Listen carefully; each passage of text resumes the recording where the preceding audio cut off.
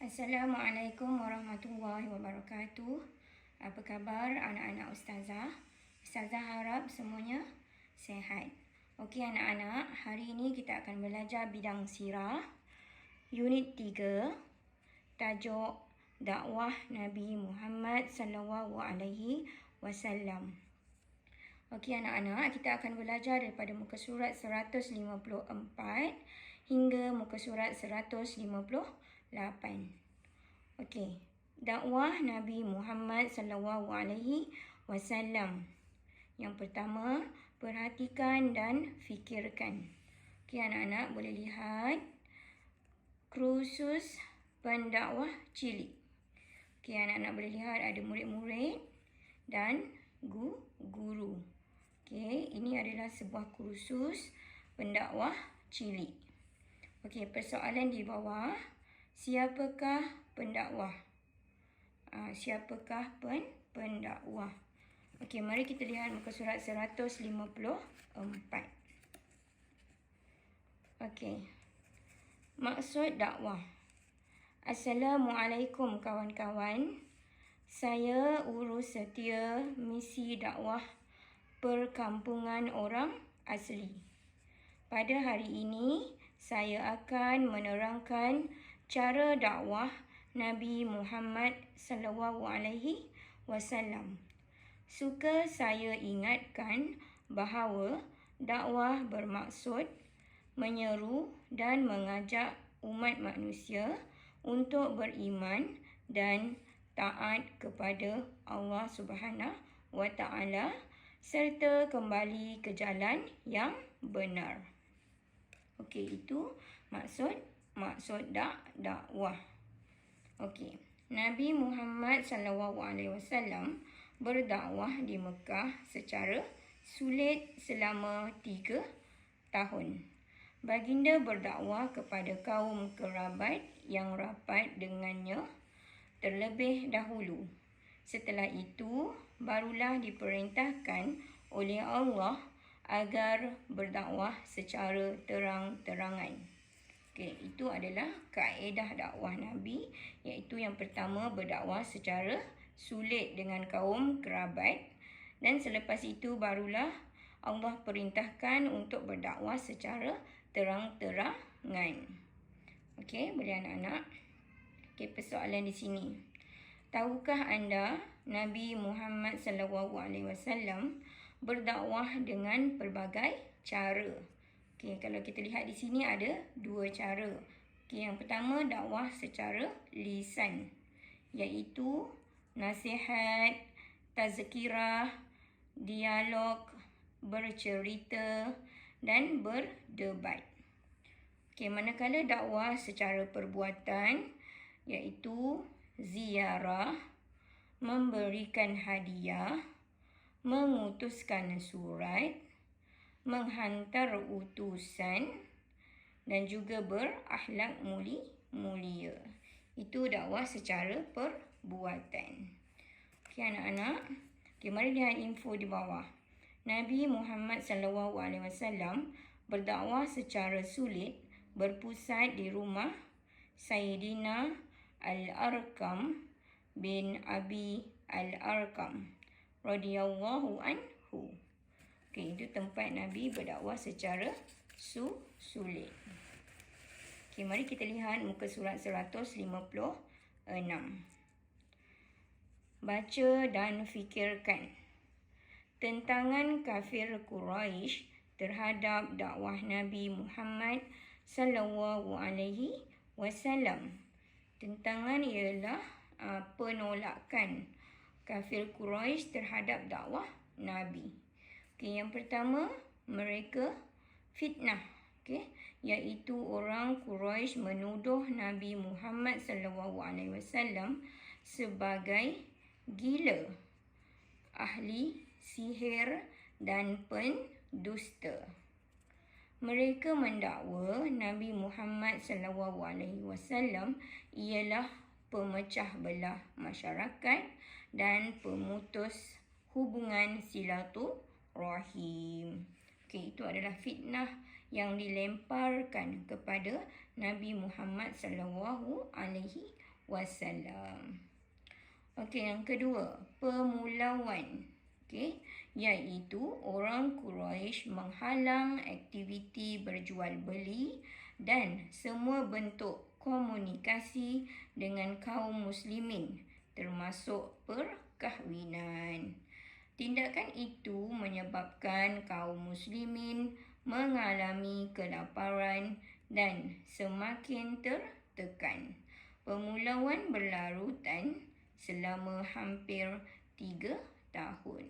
Okey, itu pemulauan terhadap kaum muslimin. Okey, segala bentuk jual beli dan segala bentuk komunikasi tidak dibenarkan. Jadi orang muslimin kelaparan dan merasa tertekan dengan situasi tersebut.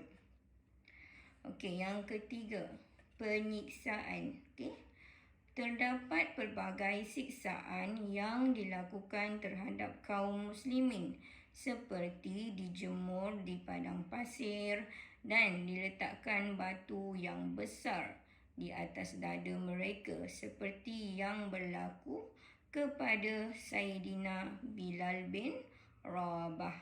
Okey, anak-anak mesti pernah dengar cerita Bilal bin Rabah yang diletakkan batu besar di atas dadanya dan dijemur di padang pasir. Lihat betapa kejamnya perbuatan kaum Quraisy terhadap orang-orang Islam. Namun bagaimanapun, tidak melunturkan semangat kaum muslimin untuk berpegang teguh kepada agama Islam. Mereka tetap dengan pendirian, iaitu mereka mengaku bahawa tiada Tuhan yang disembah melainkan Allah dan Nabi Muhammad itu pesuruh Allah. Okey, boleh anak-anak? Okey, yang keempat, pembunuhan. Okey, betapa kejamnya kaum Quraisy sehingga sanggup membunuh orang muslimin. Ada juga dalam kalangan para sahabat Nabi Muhammad SAW yang dibunuh dengan kejam seperti Sayyidina Yasir dan Sayyidatuna Sumayyah. Okay, anak-anak pernah dengar lagu Sayyidina Sumayyah? Sabarlah keluarga Yasir. Pernah dengar lagu tu? Nanti cari lagu tu. Okey, mutiara kata di bawah, sabar dan tabah membawa kejayaan. Okey anak-anak, walaupun umat Islam diseksa, dipulaukan oleh kaum Quraisy, mereka tetap teguh berpegang kepada agama Islam. Okey, kita surat 157. Baca dan teladani. Okey, lihat akhlak Nabi Muhammad SAW dalam menghadapi tentangan kaum Quraisy. Okey, yang pertama, Nabi bersabar, iaitu Nabi Muhammad SAW sentiasa bersabar dengan ujian dan cabaran. Okey, apa yang perlu diteladani ialah saya akan bersabar dan tabah dalam setiap aspek kehidupan. Okey, yang kedua, bergantung harap kepada Allah Subhanahu wa Ta'ala, iaitu Nabi Muhammad SAW tidak pernah putus asa. Okey, jadi apa yang perlu diteladani ialah saya sentiasa berdoa kepada Allah Subhanahu wa Ta'ala dalam setiap usaha yang dilakukan. Okey. Yang ketiga, prihatin, iaitu Nabi Muhammad SAW mengutamakan kaum keluarga dalam berdakwah. Apa yang perlu diteladani ialah saya mengamalkan budaya nasihat menasihati dalam keluarga. Jadi dalam keluarga kita perlu nasihat menasihati antara satu sama lain. Okey, yang keempat, berjiwa besar, iaitu Nabi Muhammad SAW sentiasa berhemah dan tidak pernah berdendam. Apa yang perlu diteladani ialah saya sedia memaafkan kesalahan orang lain dan tidak membalas kejahatan orang lain dengan keburukan. Okey, jadi kita menjadi orang yang pemaaf, okey, iaitu tidak berdendam dan memaafkan kesalahan orang lain dan juga tidak membalas kejahatan orang lain dengan keburukan. Okey, mutiara kata di bawah ialah teguh pendirian dan jati diri. Okey, boleh anak-anak. Okey, muka surat 158. Okey. Akhlak Nabi Muhammad SAW dalam berdakwah. Okey, yang pertama, Nabi Muhammad SAW sentiasa optimis terhadap janji dan bantuan daripada Allah Subhanahu wa Ta'ala. Nabi Muhammad SAW menolak tawaran daripada kafir Quraisy seperti pangkat, harta kekayaan dan wanita. Baginda tetap yakin dengan pertolongan Allah meneruskan usaha dakwah sehingga berjaya. Okey, boleh anak-anak? Okey, akhlak yang kedua ialah Nabi Muhammad SAW seorang pendakwah penyayang. Okey, iaitu ketika Nabi Muhammad SAW berdakwah di Taif, penduduk Taif menolak dakwah baginda dengan mengusir dan mencederakan baginda. Lalu datang malaikat membuat tawaran kepada baginda untuk membinasakan mereka. Baginda menolaknya lalu berdoa agar mereka menerima hidayah. Okey, lihat betapa penyayangnya Nabi. Nabi tidak membenarkan malaikat untuk membinasakan orang-orang Taif. Sebaliknya, Nabi berdoa kepada Allah agar mereka semua menerima hidayah daripada Allah Subhanahu wa Ta'ala.